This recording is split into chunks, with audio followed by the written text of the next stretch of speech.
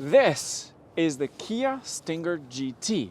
The model that we have for today's video is actually the 2020 for Canada Kia Stinger GT. Now, it's not very different from the 2019 or even the 2018 model.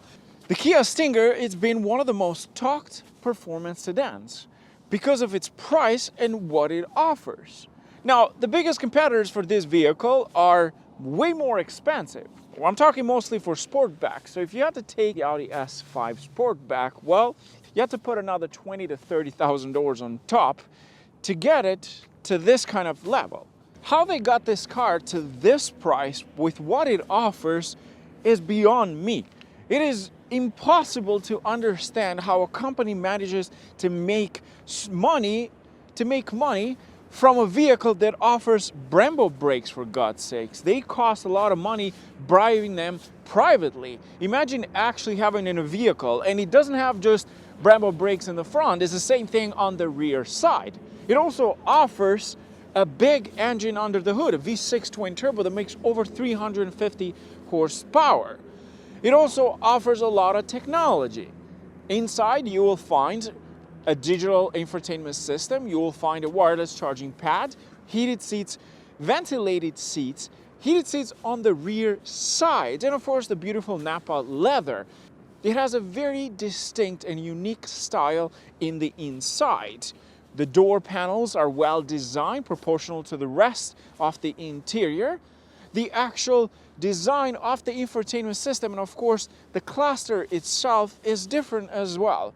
Now this model doesn't have the digital cluster, but you do get extra options. You can add more features if you wanted to, and of course the price will change for that as well. It doesn't just offer technology, it offers tons of space. I mean, look at this thing over here. You can easily fit a baby rhino in here or maybe a baby elephant. It's massive. Now, being a Sportback, of course, will give you some more space because the way it's designed on the rear side, which is more stretched out all the way to give you this massive cargo volume. Now, it's very similar to the Audi S5 Sportback, very similar style. For what you're paying, you're also getting some performance-looking vehicle. So, for example, you have twin exhaust tip on each side, or quad exhaust tip, if you want to call it. And it offers that beautiful diffuser at the bottom. Very performance-driven vehicle. It's where this thing gets you, because the first time you look at this vehicle you realize it's not just a standard Kia. I mean, I've had people come up to me and say this cannot be a Kia. They're surprised when I tell them it's a Kia. I've taken people for a test drive and they're all impressed, which is why in 2018 Kia in the States sold about 17,000 units. And probably more in 2019. We haven't had the numbers yet since we haven't finished 2019, but I would assume they sold a lot more. In Canada, probably about 5,000 to 6,000 units. They're very popular and very reasonable. Now, this model itself has about 12,000 kilometers, which would be about roughly 9,000 miles or so. Now, if you ever wanted to buy one, before you do so, I'm going to tell you some of the things that you need to know about this vehicle. And thankfully, this car has been in the market for almost 3 years now, so we're able to find out some of its problems. I personally don't own one, but you can never use a single buyer as an example for all the cars. Otherwise, it wouldn't be fair. So what I did, I went online and started searching some of the recalls for this vehicle, including the first model that came out and up to 2019. So before you start looking around and going to dealerships and take it for a test drive, which you should, I'm going to tell you everything you need to know about the Kia Stinger in terms of recalls and how reliable it has been so far. I have talked to dealerships. I've gone through some forums where people love to complain about their vehicles and share some of their experiences, and have gathered enough data to talk about some of the most common problems that this vehicle goes through. So if you ever wanted to buy a used one, since this thing has been in the market for a while, you will be able to find a used model. I'm going to tell you some of the things you need to know before you start signing those papers or pulling out your bag full of cash. Now, that technically doesn't mean that each Kia Stinger is terrible. It doesn't mean that each Kia Stinger has a problem. It doesn't mean that the car itself, it's trash or garbage, whatever you want to call it. It just means that it's just another vehicle that has typical recalls and problems. You'll never find a vehicle that doesn't have a recall or any problems. All vehicles have problems, all vehicles have recalls. The point of this video is not to trash this car. It's more so to share and talk about some of the main problems that the Kia Stinger has been through, since it is a very hot cake. I mean, they sell a lot of these things and people want them. Who wouldn't for the price? The first recall is the wiring harness. Kia Motors America is recalling certain models for 2018, the Kia Stinger vehicles. The front wiring harness located in the engine and passenger compartment may get damaged from contacting a burr or on the left fender body panel, and that damage may cause fire. Now, this did not include the 2019 models, mostly the 2018. A second recall was actually regarding the paint. Some special vehicles that had the sunset yellow paint have had some issues regarding the fading of the paint, peeling. Kia said they've traced it back to some oil that caused the paint actually to fade. Now, about 400 vehicles have been recalled so far because probably they didn't sell many of that color. A lot of owners have actually said the same thing for other cars that don't have the same sunset yellow. Now, those were two main recalls that I was able to find online as of December 2019. Maybe in the future something else will come out. We'll find out soon. I'll keep you posted. Those two recalls are the most important at this point. The first one is the most important one. So in case if you ever get a model of 2018 used, well, make sure you go to your dealer and find out if that serial number has actually been affected. So that way you avoid getting your car burnt in a parking lot. And hopefully no major accidents or anyone injured. So please make sure to check with your dealer or check online. You can run your VIN number online and find out if it's actually one of those vehicles affected. I would assume that at this point, a lot of those vehicles have actually been recalled back by Kia and been fixed, because a lot of people have reported fire coming out of the front side of the vehicle because of that recall. Next thing we'll talk about, problems. What are some of the known problems of the Kia Stinger GT? Most of the issues that we'll be talking about are regarding the 2018 model and some on the 2019. Now, the 2020, the one that we have for today's video, well, of course, a lot of those things have been fixed, hopefully. But in case if you wanted to buy a used Kia Stinger, I'm going to talk about some of the things that you should know before you even try, before you go out there and purchase one. So when you get to the place and you get to see the car, you will be able to analyze, if you are not a mechanic, and find out some of the issues. That way you avoid buying a lemon car. Now, the first issue I have actually experienced myself with this car and other Kia Stinger. A few months back, we did a drag race, this versus the Q50S, I believe it was a red Sport. We did a drag race.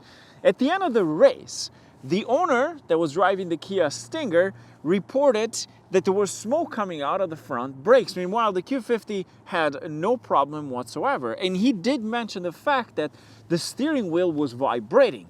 So some owners have reported that when they brake, the steering wheel vibrates a lot. And that's probably caused because of some of the hot spots onto the brake rotor. Some people have said that actually Kia won't cover it, even though the vehicle has had less than 10,000 miles. They wanted to cover under the special wear and tear package, which some people did not actually purchase. It's not covered under the warranty, so that's something to keep in mind. Now, you can replace the brake rotors and upgrade them to a more performance-driven rotors, but the stock one that come with the vehicle, when you take the car for a test drive, you'll notice a little bit of vibration. I have noticed vibration with this car as well. I've had this for about 3 days now, and if I'm going, let's say, over 100 kilometers and I brake, the car vibrates as it's slowing down. The steering wheel mostly vibrates. The next issue we'll be talking about is actually the transmission. This doesn't have a dual clutch transmission, just a standard 8-speed automatic transmission. And of course you have pedal shifters. So one thing I've noticed with this vehicle, and something that other owners have reported as well, is hard shifting. The gears that I feel that hard shifting are mostly 4th and 5th. I've tested this one, I've tested the 2018 model and the 2019 model, and they all seem to have the same issue. Now that's technically not a problem with the transmission. It could be maybe how it shifts itself. They haven't reported any issue with transmission failing or anything like that, but that's something to keep in mind. So if you ever take it for a drive, you will feel, if it has the same problem, you'll feel that hard shift onto fourth or fifth. Another issue that owners have reported with the 2018 model, whether it's the 2.0 or the one that we have for today's video, the V6, is the transmission oil leak. A lot of owners have reported some of the actual transmission fluids being leaked underneath close to the fuel tank. Now, this wasn't reported much by the 2019 owners, mostly by the 2018 models. Of course, being the first model in the market, it will have some own issues. Hopefully, they will fix that in the 2020 model. Another issue that owners have reported regarding the engine is actually the radiator coolant. A lot of people, some owners have reported coolant leak. Now, a lot of them have had the entire radiator replaced, but in case if you ever see some leak around this area, it's because the radiator has major problems and it needs to be replaced. Now, that wasn't the major issue, it was just a few owners, but it's just another thing to keep in mind. The beautiful thing with the Stinger is, unlike BMWs and Mercedes or Audis, it won't cost you much to replace the parts, which again explains why this thing is very inexpensive compared to its competitors. So that's another thing to keep in mind. In terms of the engine, so far we haven't had any major problems with it. The last one was basically the harness, which caused the entire car to go on fire. Now, the last thing is about the actual car, the entire car. I was going through online some of the forums and owners talking about their experience owning a Stinger GT. And I found a lot of people complaining about the overall vehicle. What I mean with that is how it drives, how it handles, the rattling noise, how quiet it is inside, and it's almost worn after 30,000 miles. Some owners reported that after 25 to 30,000 miles, the car feels like it has over 100,000 miles in it. It feels like the bushings, the suspension system is almost falling apart. So that's another thing you got to keep in mind. If you ever take one that is used for a test drive, you'll notice you can't expect everything in that little package they give you that is affordable. I mean, this thing costs the same as a parking spot downtown Toronto. Well, that's mostly in my building. Probably other building will cost you a little bit more, but it's not as expensive as an Audi S5 or a BMW 440i GT. Another thing we're going to talk about is actually this vehicle. We're going to take this for a test drive and talk about how this thing feels after 12,000 kilometers. Yes, it's not a lot, but even at 12,000 kilometers, you learn a lot about the car and how it drives. Now, let's take it for a drive.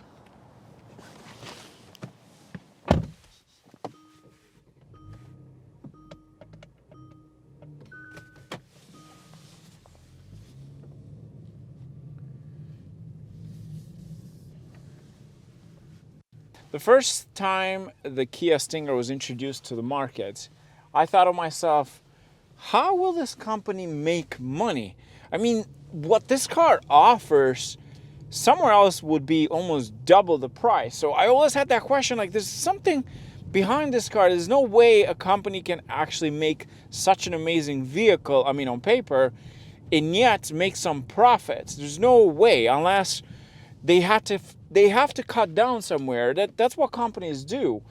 When they want to bring out a great product that anyone can buy and people love it, they have to cut down somewhere, because other than that, there's no, either it's quality or something else, or labor could be the other thing too. So there are many factors.